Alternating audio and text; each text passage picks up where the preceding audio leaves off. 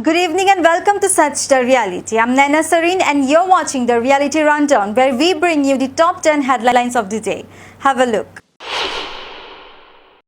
In a concerning development, an underground gas pipeline belonging to Energy Major Oil and Natural Gas Corporation ruptured on April 30th in Sonari, Assam, resulting in widespread gas leakage throughout the vicinity. ONGC personnel promptly mobilized to the scene to contain the leakage and initiate repairs on the damaged pipeline. However, apprehension has gripped the area as residents fear the imminent risk of fire outbreak due to the volatile nature of the leaked gas. The cultural fervor of Assam's Bihu celebrations reached new heights as the iconic musician Jubin Garg thrilled audiences with an electrifying stage entry in Majuli, the heartland of Assam culture. In a spectacle that left the crowd awestruck, Garg made a dramatic entrance atop a JCB, adding an unexpected yet exhilarating twist to the evening's festivities. The incident unfolded after a concert by Assam singer Jubli Borua, further igniting the atmosphere with excitement and anticipation. The backdrop of Majuli's concert venue was marked by inclement weather, with the entire field submerged in water and filled due to heavy rainfall. TMC leader Sushmita Dev has accused the former Chief Secretary of Assam of failing to provide documents relating to the acquisition of land for a greenfield airport project in Tolu, TE, Kachar district, Assam. Dev claimed she had written to the former Chief Secretary Jishnu Borua on 10th June 2022 and again on 18th August 2022 requesting the documents. However, despite assurances that they would be provided once the flood situation in the Kachar district improved, Dev alleges that documents have not been supplied. She has now sent a list of the requested documents to the new Chief Secretary Ravi Kota, requesting their provision in her capacity as a Member of Parliament and a citizen of India.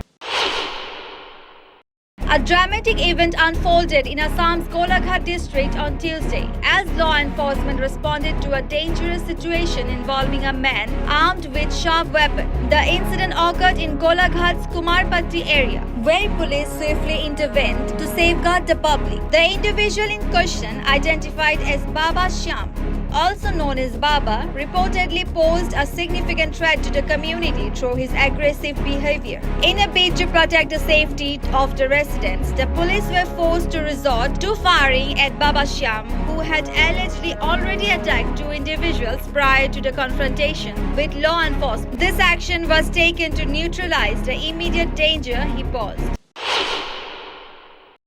In a bid to address the long-standing issue of China's issuance of staple visas to residents of Arunachal Pradesh, the Arunachal Olympic Association has reached out to the Indian Olympic Association for intervention, highlighting the detrimental impact on athletes from the state. AOA Secretary General Bamang Tago urged IOA President PT Usha to take up the matter with various authorities including the International Olympic Committee, the Asian Olympic Committee and Indian government offices. The practice of issuing stapled visas by the Chinese embassy to Indian citizens from Arunachal Pradesh reportedly began in 1981, exclusively targeting residents of this particular Indian state. Following the Lok Sabha elections in Tripura, 27 employees from various state departments have been temporarily suspended from their duties. This action, as stated by the Office of Chief Electoral Officer Tripura, is a response to reported violations of the Election Model Code of Conduct and instances of negligence in election-related tasks. In a letter addressed to the higher authorities of the respective departments, Chief Electoral Officer Punit Agarwal emphasized the necessity for departmental disciplinary action against the suspended employees. The letter underscored the importance of upholding electoral integrity and adhering to prescribed protocols during the electoral process.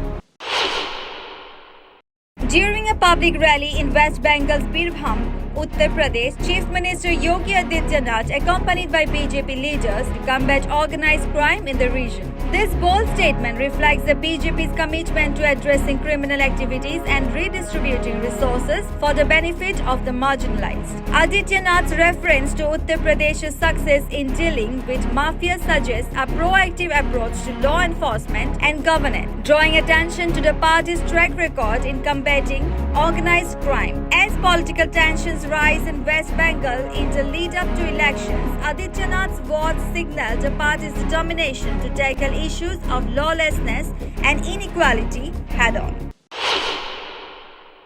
In a significant development, the Supreme Court has taken a firm stance on misleading advertisements by Patanjali, directing the Council of Yoga Guru Baba Ramdev and Acharya Balkrishna to submit the original pages of each newspaper in which the public apology was issued.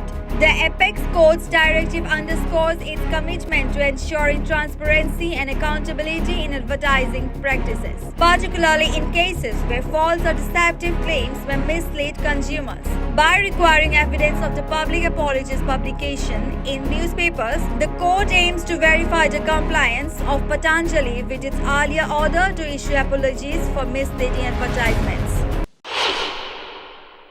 Uttarakhand Chief Minister Pushkar Singh Dhami made a notable appearance at the nomination rally of BJP candidate Loket Chatterjee from the Hooghly constituency in West Bengal's Hooghly district. Dhami's participation underscores the BJP's concerted efforts to rally support for its candidates ahead of the crucial elections in the state. Amidst heightened political activity in West Bengal, Dhami's presence at the rally signals the party's determination to strengthen its foothold in the region and challenge the incumbent ruling party. The nomination rally provided a platform for BJP leaders to mobilize grassroots support and energize party workers ahead of the electoral battle.